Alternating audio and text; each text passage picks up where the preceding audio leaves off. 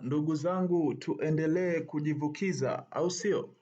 Tukiwa tunasubiri ajira za polisi. Nimepokea comment hapa na inasema, je, CV ni muhimu sana kwenye ajira za polisi? Naomba tuipreview kwa pamoja hapa. Anaitwa ndugu yetu Hashim Mzando, anasema habari kaka, hivi kuandika CV ni lazima katika usaili wa jeshi la polisi 2026? Iko hivi. Hapo ndugu yangu Hashim Zando, naomba kwanza nikuelezee umuhimu wa kuwa na CV. Umuhimu wa CV ni historia yako fupi kuanzia umeanza kusoma mpaka sasa.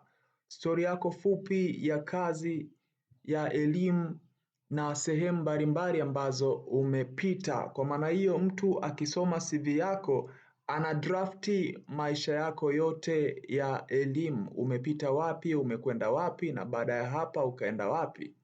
Ndiyo maana au hiyo ndiyo umuhimu wa kuwa na CV. Na kuja kwenye swali lako ambalo linahitaji kufahamu, je, CV ni lazima katika usaili wa jeshi la polisi 2026? Iko hivi, kwa ninachokijua mara nyingi sana mifumo huwa inahitaji CV. Hapa ninaongelea mfumo ambao nimeuzoea sana kutumia, mfumo mfano wa ajira poto. Ni mfumo ambao ni wa ajira, lakini kuna sehemu lazima uupload CV. Sijajua kwenye mfumo huu wa jeshi la polisi 2026 kutahitajika nini na nini, lakini cha kukuomba wewe uandae CV yako mapema na uwe nayo umeiweka kwenye mfumo wa PDF.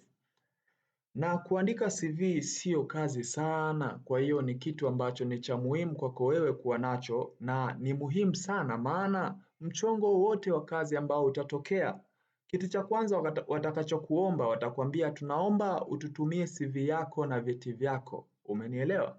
Kwa maana hiyo kazi zozote zile, hata kama iwe kwenye kampuni, kwenye nini, CV ni muhimu. Ili mtu anaposoma CV yako anakuwa amesha drafti maisha yako ya elimu na sehemu ulizopita.